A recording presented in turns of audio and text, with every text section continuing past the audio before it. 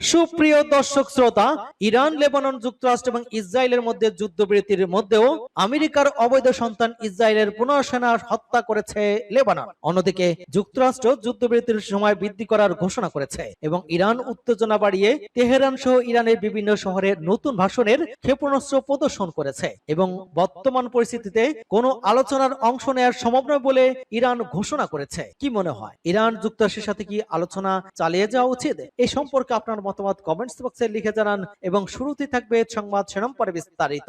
যুদ্ধবিরতির মধ্যে যুক্তরাষ্ট্র ইরানের পাল্টাপাল্টি হামলা, আর বিস্তারিত জানিয়ে দিব। ফাইবার অপটিক ড্রোনের কাছে আসা ইসরায়েলি সেনাবাহিনী। এদিকে হরমুজ প্রণালীতে ইরানের নতুন কৌশল, 500 কিলোমিটার অপারেশন অর্ধচন্দ্র ঘোষণা। ইরানের পারমাণবিক হুঁশিয়ারি, হামলা হলে 90% ইউরেনিয়াম সমৃদ্ধ করে ইঙ্গিত। এদিকে পাকিস্তানের কাছে সর্বশেষ মার্কিন প্রস্তাবের জবাব দিল ইরান।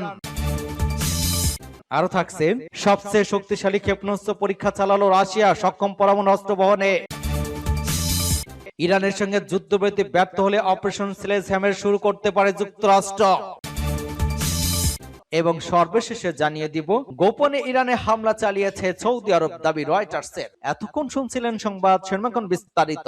তবে তার আগে অনুরোধ থাকবে, এই ভিডিওতে একটি লাইক দিন এবং কমেন্টস করে জানিয়ে দিন আপনি কোন জেলা থেকে বা কোথা থেকে আমাদের সাথে যুক্ত রয়েছেন, এবং সংবাদের সর্বশেষ গুরুত্বপূর্ণ আপডেট পেতে চ্যানেলটি সাবস্ক্রাইব করে আমাদের সঙ্গেই থাকুন। ধন্যবাদ। যুদ্ধবিরতির মধ্যে যুক্তরাষ্ট্র ইরানের পাল্টাপাল্টি হামলা।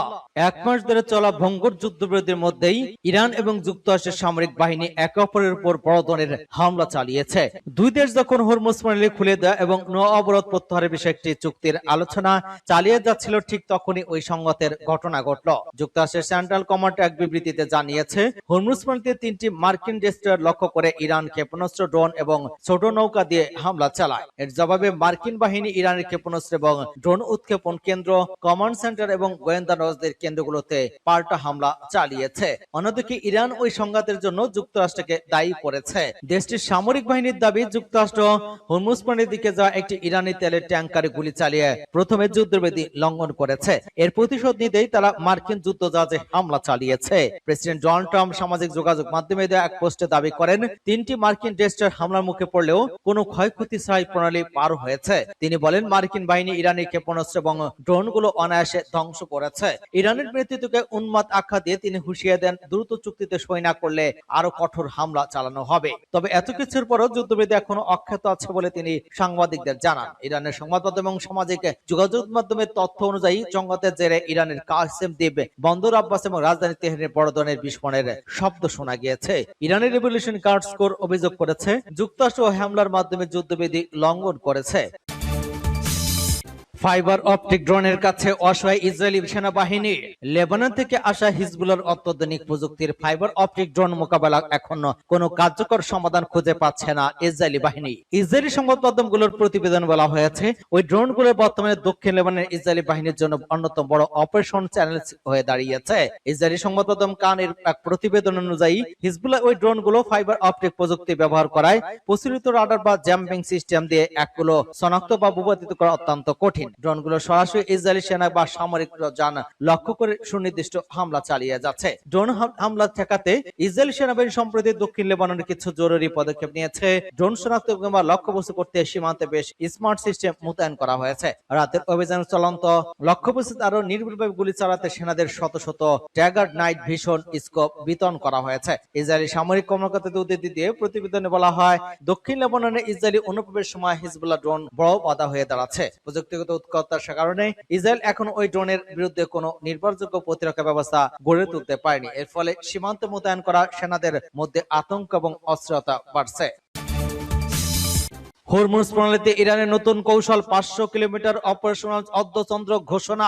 ইরানের ইসলামী বিপ্লবী গার্ড বাহিনীর নৌবাহিনী হরমুজ প্রণালীতে নিজেদের সামরিক এবং কৌশলগত নিয়ন্ত্রণ আরো সম্প্রসারণ করার ঘোষণা দিয়েছে। সেই সাথে সতর্ক করেছে, দেশের আঞ্চলিক জলসীমা এবং জাতীয় স্বার্থের কোনো লঙ্ঘন করতে দেবে না।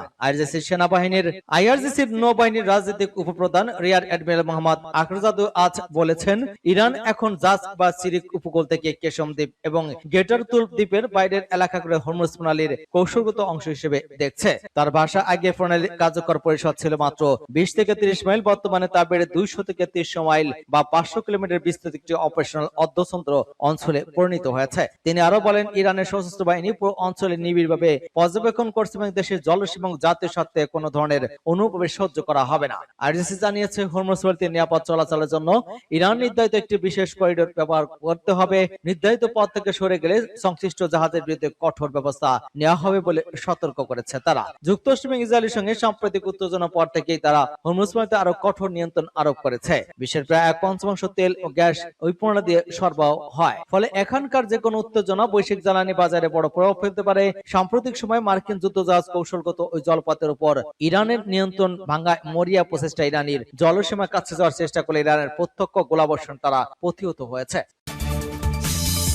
ইরানের পারমাণবিক হুঁশিয়ারি, হামলা হলে 90% ইউরেনিয়াম সমৃদ্ধকরণের ইঙ্গিত। মধ্যপ্রাচ্যের ক্রমবর্ধমান উত্তেজনার মধ্যে ইরান তাদের পারমাণবিক কর্মসূচি নিয়ে বড় ধরনের হুঁশিয়ারি দিয়েছে। দেশের পার্লামেন্টের পররাষ্ট্রনীতি এবং জাতীয় নিরাপত্তা কমিটির মুখপাত্র ইব্রাহিম রেজাই সামাজিক যোগাযোগ মাধ্যমে এক্সে এক পোস্টে জানান, ইরান আবার হামলার শিকার হলে তাদের পারমাণবিক তৎপরতা চরম মাত্রায় বাড়িয়ে দিতে পারে। ইব্রাহিম রেজাই স্পষ্ট করে বলেছেন, ইরানের উপর পুনরায় আক্রমণ হলে অন্যতম প্রধান বিকল্প হিসেবে 90% পর্যন্ত ইউরেনিয়াম সমৃদ্ধকরণ শুরু হতে পারে।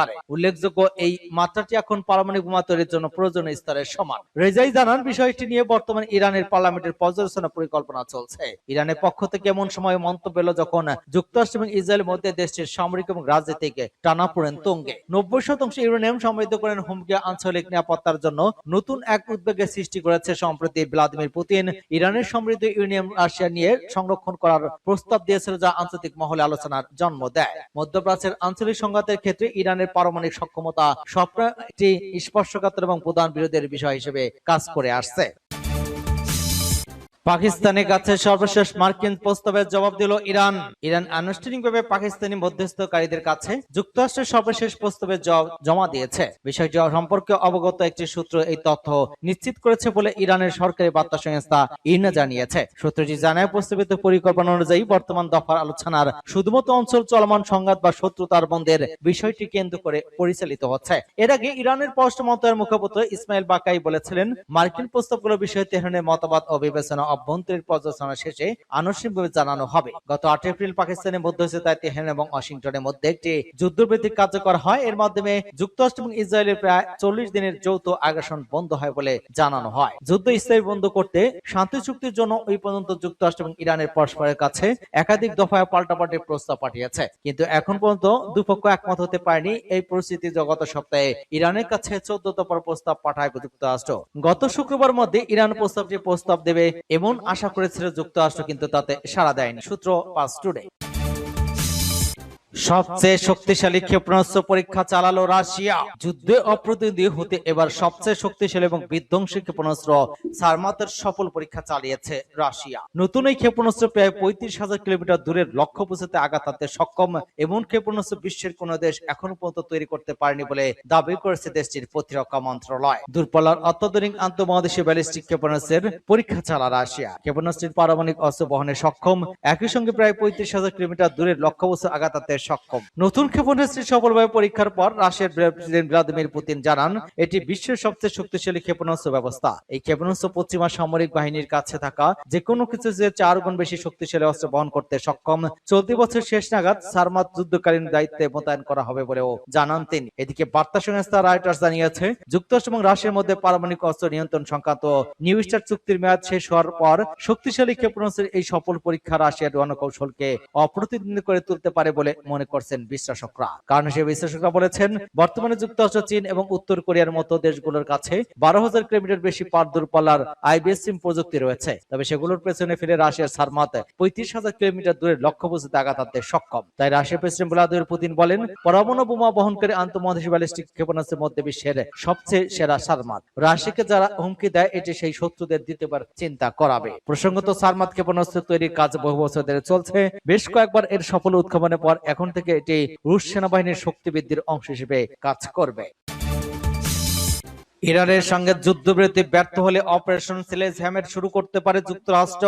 ইরানের সঙ্গে ভঙ্গ যুদ্ধবিরতি ভেঙে গেলে নতুন সামরিক অভিযান অপারেশন স্লেজ হ্যামের শুরু করার কথা বিবেচনা করছে ট্রাম্প প্রশাসন। এবিসি নিউজ জানায়, মার্কিন কর্মকর্তার পূর্ববর্তী প্রচারাভিযান শিরোনাম অপারেশন এপিক ফিউরি পরিবর্তন করে অপারেশন স্লেজ হ্যামের নিয়ে আলোচনা করছেন। যদি প্রেসিডেন্ট ডোনাল্ড ট্রাম্প বড় আকারের যুদ্ধ অভিযান পুনরায় শুরু করার সিদ্ধান্ত নেন, তাহলে এটি শুরু হওয়ার কথা। আলোচনাগুলো চলমান থাকে প্রশাসনের ভেতরে ওই আশঙ্কা তৈরি করেছে যে কূটনৈতিক প্রচেষ্টা এবং হরমুজ নদীতে অব্যাহত উত্তেজনার মধ্যে ইরানের সাথে যুদ্ধ আবার শুরু হতে পারে। মার্কিন secretary of state Marco Rubio সম্প্রতি সাংবাদিকদের বলেছেন যে ওয়াশিংটন এবং তেহরান গত মাসে শত্রুতা বন্ধ করতে যুদ্ধবিরতির সম্মত হওয়ার পরে অপারেশনাল এপিক ফিউরি শেষ হয়েছে। এ বিষয়ে পেন্টাগন তাৎক্ষণিকভাবে মন্তব্য অনুরোধ জবাব দেয়নি। এদিকে মার্কিন যুক্তরাষ্ট্র এবং ইরানের মধ্যে কূটনীতিক অচলাবস্থা এবং এখনো চলছে, কারণ তেহরানের 5টি সুনির্দিষ্ট ন্যূনতম গ্যারান্টি পূরণ না হওয়া পর্যন্ত নতুন আলোচনায় জড়িত হতে অস্বীকার করছে। ওই শর্তগুলোর মধ্যে রয়েছে সমস্ত পণ্যের যুদ্ধের সমাপ্তি, বিশেষ করে লেবাননে নিষেধাজ্ঞা তুলে নেওয়া,